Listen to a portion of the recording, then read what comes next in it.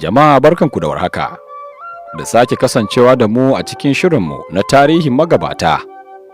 A wannan karon, za mu kawo muku tarihi ne na haihuwa da kuma karatu da zama a gidan soji, da ma kasancewa cikin masu juyin mulki, da kuma yadda aka kama da gurfanarwa da hukunta Laftanar Kanar Bukka Dimka, ɗaya daga cikin dakarun sojin Najeriya, da aka fara yi wa horo a ƙetare.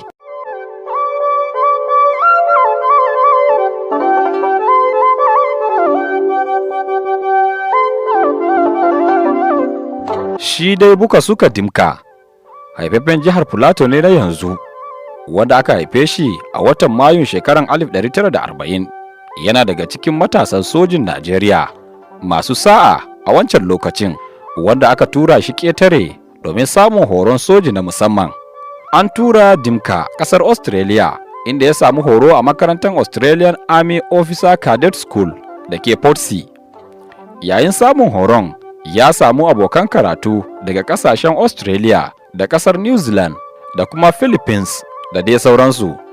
Shi dai Dimka mutum ne mai sa'ar gaske da kuma ilimi a fannin karatu da ma atisayin soji. Yayin da ya zo kammala horo da ya samu a ƙasar Australia, an ba shi mukamin laftanar na biyu a rundunar sojin Najeriya. Dimka ya dawo gida Najeriya, inda ya komo bakin aiki, amma a wannan karon akwai tsammani sosai a kan shi. To sai dai, Dimka ya tsinci kanshi a cikin wani yanayi, inda ya kasance daga cikin soji da suka kifar da gwamnatin Janar Agonyi Ironsi a watan Yulin 1966. Janar Yakubu Gowon ya zamo sabon shugaban ƙasar mulkin sojin Najeriya, inda ya kai tsawon shekaru 9 yana jagoranci ba tare da wani tunanin bada mulki ga farar hula ba. Hakan ne yasa aka fara kisa yadda za a kifar da gwamnatinsa, kuma Dimka ne ya kawo salo yadda za a hambarar da gwamnatin na Gowon. A shekarar 1975, wasu gungun soji sun yi wa Gowon juyin mulki, kuma juyin mulkin nasu ya samu nasara, wanda hakan ya baiwa Murtala Muhammad shugabancin ƙasar a ɗamarar soji. A wancan lokacin, Dimka ya samu ƙarin mukami, inda ya zamo Laftanar Kanar, sannan kuma ya samu damar samun matsayi da kuma mukamai a gwamnatin sojin. Kwanaki 200 bayan da Murtala ke jagorantar Najeriya, Dimka ya yi wani abu na bazata tare da haɗin gwiwar wasu sojoji, inda suka yi shige cikin babbar riga suka tsaya a wani gidan mai da ke birnin Legas, ɗauke da bindigogi suke jirar wucewar Murtala Muhammad domin tafiya aiki. Kuma ba tare da wani jimawa ba, sai ga motar Murtala ta tsaya a jerin gwanon ababen hawa don jiran raguwar cunkoson motoci kafin su wuce, kuma kankace kobo nan take Dimka tare da mutanen shi suka buɗe wa motar na Murtala wuta, suka kashe shi nan take. Bayan Murtala, dogarin shi ma mai suna Akintunde, shi ma Dimka sun hallaka shi. Ba tare da wata ba, Dimka ya zarce zuwa gidan rediyo Najeriya da ke birnin Legas domin yi wa 'yan ƙasa jawabi na sanar da su cewa an yi sabon shugabanci. Sai dai wannan yunkurin na Dimka ya gamu da tasgaro, domin soji ƙarƙashin jagorancin Kanar Ibrahim Babangida sun dira gidan rediyo Najeriya domin dakatar da Dimka a jawabi da yake yi da ma son kama shi. Sai dai Dimka ya arce daga gidan rediyon, ya zarce zuwa Jos. Wannan fa shi ne lamari da ya ruguza dukkanin tsammani na rayuwar Dimka a soji, domin rayuwa ba zai tafi mishi daidai kamar yadda yake a baya ba. Bayan faruwar wannan lamarin na kisan Murtala Muhammad, soji sun ba da sanarwa a gidan rediyo Najeriya na cewa duk wani ɗan ƙasa da ya ga Dimka ya sanar da jami'an 'yan sanda ko soji a kowane shingen bincike mafi kusa. Sanarwar da aka dinga nanatawa a rediyo kowane bayan mintuna 15. Dukkan sanarwa da ake yi a rediyon, Dimka yana ji, hakan ne ya sa ya yanke shawara ya gudu. Nan da nan ya bar birnin Jos, inda ya tafi Afikpo, jihar Ebonyi na yanzu. Dimka mutum ne mai wayon gaske, domin ya wuce dukkanin shingayen bincike da aka gindaya ba tare da an gane shi ba. Ya iso Afikpo, hankali kwance, sai ya kama wani otel mai suna Friendship Hotel. Dama a baya kafin yakin basasar Najeriya na Biafra, Dimka ya yi aiki a Afikpo har ya yi abokai a wajen. Ɗaya daga cikin abokan shi akwai wata mai suna Ugo.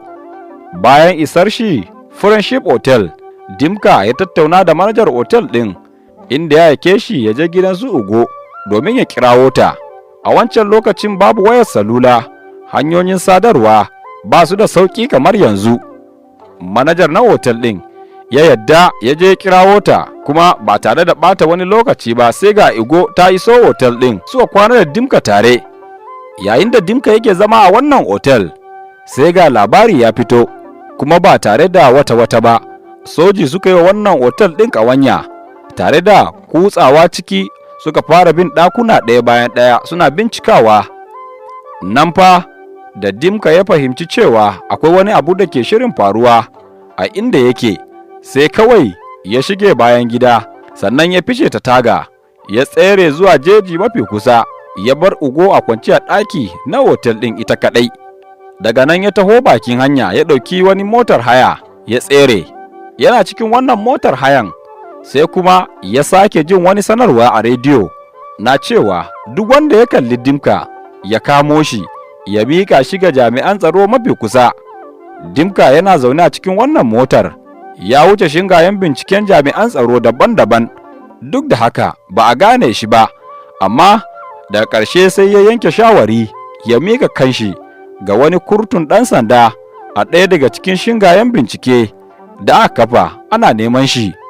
Dimka da ya zo wajen shingen bincike da ya mika kanshi, sai ya sanar da kurtun ɗan sandan cewa ni ne Dimka da kuke nema. Ai kuwa nan take ɗan sandan nan ya kama shi ya mika shi ga shingen binciken soji mafi kusa. Daga nan fa labari ya sauya, sai aka wuce da Dimka zuwa birnin Legas, inda aka gurfanar da shi a kotun soji bisa zargin shi da yunkurin juyin mulki. Tun da aka fara shari'ar nashi, Dimka bai taba musanta abun da ake zargin shi a kai ba. Daga ƙarshe dai an yanke wa Dimka hukuncin kisa, sannan kashe shi ta hanyar buɗe masa wuta.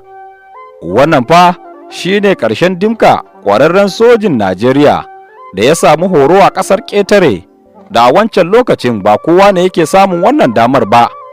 Ya zuwa shekarar 1975 da Dimka ya aikata wannan aika-aikar nashi, yana a mukamin laftanar kanar a sojin Najeriya. A lokacin akwai tsammanin zai iya samun babban mukami a rundunar sojin ƙasar. Abu ne da ya kamata ku sani, da dama daga cikin waɗanda suke a mukami ɗaya da Dimka a wancan lokacin, daga baya likafarsu ta ci gaba, domin yawancinsu sun zama shugabannin Najeriya a wasu juye-juyen mulki da ya samu nasara.